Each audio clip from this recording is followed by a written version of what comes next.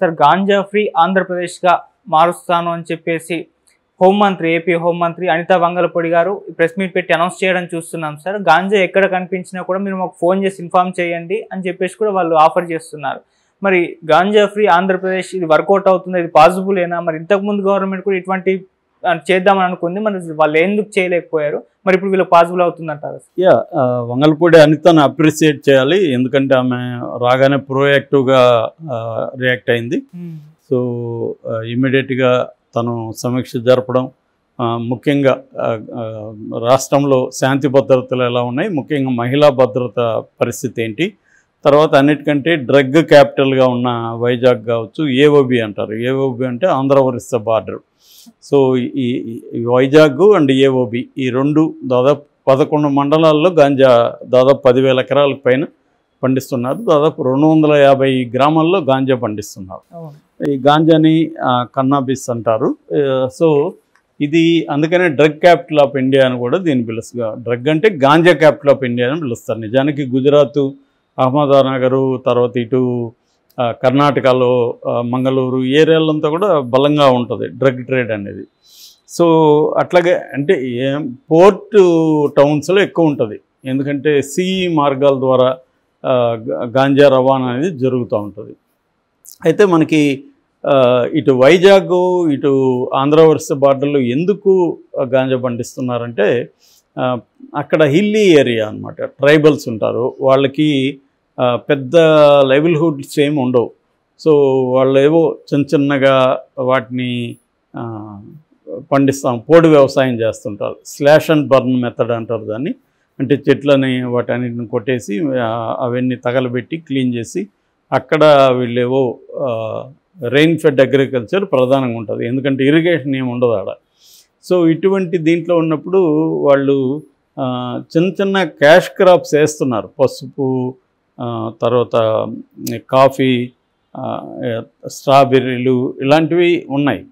But గాంజాలో వాళ్ళకి ఏంటంటే ఎక్కువ ఆదాయం ఉంది. అక్కడ మనకి తెలిసిన దాన్ని బట్టి 1 ఎకరాకి దాదాపు 2 లక్షలు ఆదాయం ఉంది. పైగా వేరే పంటలు వేస్తే వీళ్ళు దాన్ని తీసుకెళ్ళి ఎక్కడెక్కడ సంతలు అమ్ముకోవడం, ఇంకొకరు ఏజెంట్లకి అమ్ముకోవడం, ఇవి చేయాలి. గాంజా అట్ట కాదు, ముందే వ్యాపారులు వచ్చి అడ్వాన్సులు ఇచ్చేస్తున్నారు. అడ్వాన్సులు ఇచ్చి దాని తర్వాత పొలంలోనే వాళ్ళే తీసుకొని వెళ్ళిపోతున్నారు. నువ్వు పండించి దాన్ని కాపాడే వరకు నీ బాధ్యత. అలాగా వాళ్ళకి ఎకరాకి 2 లక్షలు వచ్చేస్తుంది. దానివల్ల వాళ్ళ పిల్లల్ని పక్కనున్న టౌన్లలో చదివించుకోవడం, కొంత మెరుగైన జీవన ప్రమాణాలని వాళ్ళు సాధించుకోవడం, ఇవి గాంజా వల్ల జరుగుతుంది. సరే, గత ప్రభుత్వం పక్కన పెడితే ముందు అసలు అనిత ఏం మాట్లాడింది చూసి దాని తర్వాత నేను మళ్ళీ విషయానికి వస్తా. సో అనిత నిన్న ప్రెస్ మీట్ పెట్టి ఆమె ఏం మాట్లాడిందంటే, గత ప్రభుత్వాన్ని ఎలాగూ ప్రతి మంత్రి చేసే పని, వాళ్ళ శాఖలో గత ప్రభుత్వం ఎంత నాశనం చేసేసింది ఇవన్నీ చెప్తారు. మనలాంటి వాళ్ళకి వచ్చే డౌట్ ఏముందంటే 2019 లోపల బ్రహ్మాండంగా గాంజా ఫ్రీ స్టేట్ ఏమన్నా చేసేసాడా చంద్రబాబు? గాంజా ఫ్రీ స్టేట్ ఆయన చేసుంటే జగన్ వచ్చి మళ్ళీ గాంజా స్టేట్కి ఏమైనా మార్చుంటే అప్పుడు ఏమేమి మాట్లాడిన దాంట్లో అర్థం ఉంది. చంద్రబాబు పీరియడ్లో కూడా అది క్యాపిటలే, జగన్ పీరియడ్లో కూడా క్యాపిటలే. ఏ క్యాపిటల్? గాంజా క్యాపిటల్. కాబట్టి చంద్రబాబు ఏదో గాంజా ఫ్రీ స్టేట్గా చేసేసి ఈ జగన్ నింపాడని ఇది అబద్ధం. ఓన్లీ ఆంధ్రప్రదేశే కాదు, తెలంగాణలో విపరీతంగా Hyderabad capital of drug capital అనేది వీళ్ళు కూడా ఇక్కడ అదే అంటున్నారు. సో విపరీతంగా ఉంది. ఇంకా బెంగళూరు విపరీతంగా ఉంది, మనం కూడా అక్కడ రేవ్ పార్టీలో చూసాం డ్రగ్స్. ఇంకా గోవా జైలు నుంచి సరఫరా చేస్తున్నారు. అట్లాగే బెంగళూరులో కూడా నేను చెప్పాను, పరప్పన అగ్రహారం జైల్లో 70% ఖైదీలు రకరకాల 4-5 రకాల మత్తు మందులు తీసుకుంటున్నారు. సో పావురాల ద్వారా కూడా అక్కడ సరఫరా అవుతుంది అనేది మా ఫ్రెండ్ అక్కడ 3 నెలలు ఖైదీగా ఉన్న అతను చెప్పాడు. అంటే ఇలాగా ప్రతి స్టేట్లో కూడా ఈ ప్రాబ్లం ఉంది. ఇది ఇంటర్నేషనల్ ప్రాబ్లం కూడా, ఎందుకంటే మనకు మయన్మార్తో బార్డర్ ఉన్న నార్త్ ఈస్ట్ స్టేట్స్ ఉన్నాయి కదా, మణిపూర్ ఇట్లాంటి స్టేట్స్, అక్కడంతా కూడా ఇది ఒక పెద్ద మాఫియా ఉంటుంది. అట్లాగే గవర్నమెంట్ వాళ్ళకి బీజేపీ నాయకులు కూడా చాలామంది దీంట్లో ఇన్వాల్వ్ అయినారని చెప్తున్నారు నేషనల్ వైడ్గా. ఈ మనకు ఆ మధ్య కూడా 25,000 కేజీల డ్రగ్స్ దొరికింది అని చెప్పారు. నేను అప్పుడే చెప్పిన ఇదేమీ కాదయ్యా అనేసి. ఇప్పటికి కూడా అదేమీ కాలే. ఈమె కూడా నేను తెప్పించుకుంటా ఫైల్స్ అంటుంది. ఫైల్స్ తెప్పించుకొని ఏం చేస్తారు, అది సిబిఐ చూస్తుంది ఆల్రెడీ. సిబిఐ వీళ్ళకి ఫైల్ ఇచ్చేసి ఎందుకు గమ్మని ఉంటుంది. సో ఇదంతా క్లియర్గా ఏంటంటే కొత్త ప్రభుత్వం వచ్చినప్పుడు గత ప్రభుత్వం ఏమీ చేయలేదని నిందించడం, తాము ప్రభుత్వం మొత్తం చేసేస్తామని చెప్పడం, ఇది ఈ మాటల వరకు ఓకే. సరే, ఆమె ఇంకేమేమి చెప్పిందంటే అసలు ఎలా కంట్రోల్ చేస్తానని చెప్పిందంటే, ఒకటేమో టాస్క్ ఫోర్స్ను ఏర్పాటు చేస్తాం దీనికోసం ప్రత్యేకంగా, తర్వాత టోల్ ఫ్రీ నెంబర్ పెడతాం, ఎవరన్నా ఫోన్ చేసి చెప్పచ్చు అనేది చెప్పింది. కానీ ఆమె మొత్తంగా గాంజా ప్రాబ్లం ఆమెకు అర్థమయ్యి సమగ్రంగా అర్థమైనట్టుగా ఆ మాటల్లో అయితే నాకు కనిపించలేదు. యాక్చువల్గా గత ప్రభుత్వం ఏం చేసిందంటే బేసిక్గా దాదాపు 10,000 ఎకరాల్లో పంటని ధ్వంసం చేసింది గత ప్రభుత్వం. 250 గ్రామాల్లో తగలబెట్టారు వాళ్ళు. తర్వాత మేజర్ ప్రాబ్లం ఏంటంటే ఇందాక నేను చెప్పినట్టుగా క్యాష్ క్రాప్స్తో పాటు గాంజా కూడా వాళ్ళకి క్యాష్ క్రాప్ లాంటిది. చాలామంది ట్రైబల్స్కి, ఇంటీరియర్ ఏరియాలో ఉన్న ట్రైబల్స్కి గాంజా ఇల్లీగల్ అని కూడా తెలియదు. ఎందుకంటే వాళ్ళు హైలీ ఎడ్యుకేషన్ ఉండదు వాళ్ళకి ఎవరికి. సో వాళ్ళు రిమోట్ ఏరియాలో ఉంటారు.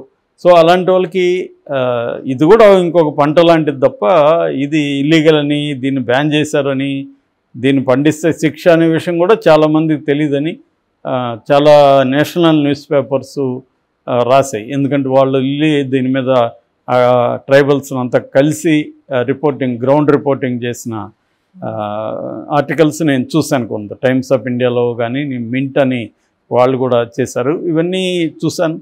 సో వాళ్ళకి ఏంటంటే ఇదొక క్యాష్ క్రాప్ అనమాట. సో అందువల్ల ఒకటి అవేర్నెస్ క్రియేట్ చేస్తామంటున్నారు. అవేర్నెస్ సరిపోదు, వాళ్ళకి ఆల్టర్నేటివ్ లైవ్లీహుడ్ చూపించాలి. ఇప్పుడు ఎకరాకి ఇది 2 లక్షలు వస్తే దీన్ని పండిస్తున్నారు, ఇంకేదన్నా అలాంటిది వాళ్ళకి వస్తే దీన్ని పండించాల్సిన అవసరం లేదు వాళ్ళకి.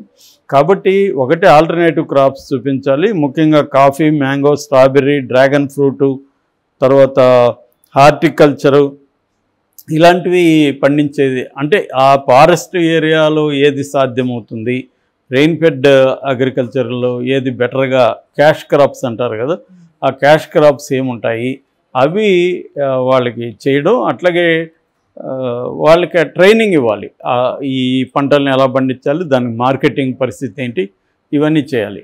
యాక్చువల్గా గతంలో ఏమి ఇప్పుడు టాస్క్ ఫోర్స్ పెడతానంది, కానీ ఆల్రెడీ ఎస్సీబీ అని ఒకటి ఉంది. ఎస్సీబీ అంటే స్పెషల్ ఎన్ఫోర్స్మెంట్ బ్యూరో ఉంది, నార్కోటిక్స్ క్రైమ్ బ్యూరో ఉంది. సో అక్కడ ఇవన్నీ ఉన్నాయి, పనిచేస్తున్నాయి. అట్లాగే ఐటీడీఏ కూడా దీని మీద పనిచేస్తుంది, ఇంటిగ్రేటెడ్ ట్రైబల్ డెవలప్మెంట్ ఏజెన్సీ, అది కూడా దీని మీద పనిచేస్తుంది.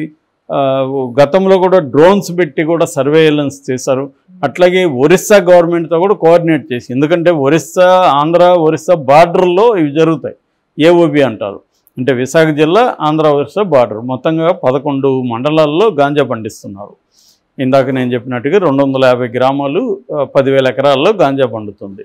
సో దీన్ని ఆల్రెడీ ఒకసారి పంట ధ్వంసం చేశారు. పంట చేసినంత మాత్రం మళ్ళీ వేస్తారు కదా, కానీ ఆ వేయకుండా ఉండడం కోసం ఒక ఆంధ్రప్రదేశ్ జగన్ ప్రభుత్వం ఒక 1000 మంది యూత్కి ట్రైనింగ్ ఇచ్చారు. వాళ్ళకి వివిధ క్యాష్ క్రాప్స్ ఇంట్రడ్యూస్ చేశారు. తర్వాత స్కిల్ డెవలప్మెంట్ ట్రైనింగ్, యాక్చువల్గా బీజేపీ ప్రభుత్వం స్కిల్ డెవలప్మెంట్ మినిస్ట్రీని బాగా డెవలప్ చేసింది.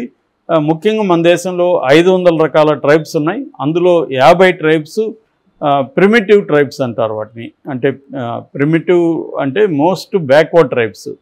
ఈ 50 రకాల ట్రైబ్స్లో ఉన్న వాళ్ళకి స్పెషల్ ఫోకస్ పెట్టి స్పెషల్ డ్రైవ్లో స్కిల్ డెవలప్మెంట్ ఇస్తుంది. ఇప్పుడు చాలామంది, నేను ఆ మధ్యప్రదేశ్కి మా ఎన్జిఓ తరఫున వెళ్ళినప్పుడు అక్కడ మొత్తం కంప్లీట్గా ట్రైబల్ డిస్ట్రిక్ట్స్ ఉన్నాయి. అక్కడ ఇండోర్ నుంచి ఒక 150 కిలోమీటర్ల దూరంలో.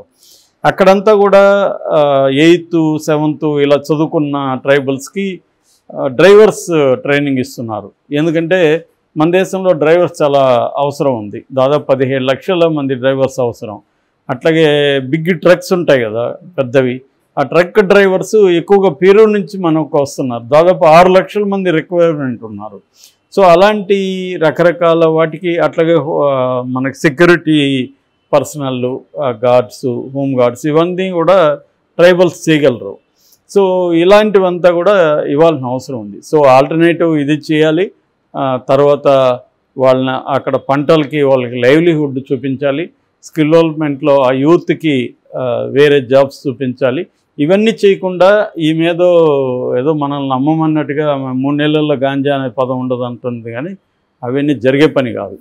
సో ఇవన్నీ చేస్తేనే అది లాంగ్ టర్మ్ గోల్ తప్ప లోకేష్ చెప్పిందే ఈమె చెప్పింది. లోకేష్ 100 days అంటే 3 నెలలు అనేది. అవన్నీ కూడా రాజకీయ నాయకులు చెప్పే వ్యవహారాలు తప్ప ప్రాక్టికల్గా సాధ్యమయ్యే పని అయితే కాదు. బట్ వాళ్ళు ఖచ్చితంగా వాళ్ళు సిన్సియర్గా చేస్తే ప్రయత్నాన్ని ఖచ్చితంగా అభినందించాలి. జగన్ ప్రభుత్వాన్ని విమర్శించడం మంచిదే. ఇప్పుడు వీళ్ళేం చేస్తారని చూపించాలి. మనం 3 నెలల తర్వాత మళ్ళీ చెప్పుకుంటే మనకి గాంజా ఎక్కడ దొరకలేదంటే నిజంగా ఆనందించాల్సిన విషయమే.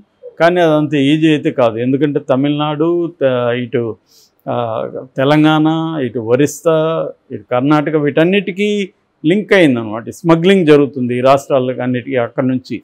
సో అందువల్ల ఇదంతా కూడా దెబ్బ కొట్టాలను. ఇదంతా దెబ్బ కొట్టకుండా అక్కడ మాత్రమే పంటల్ని పండినంటే కష్టమవుతుంది.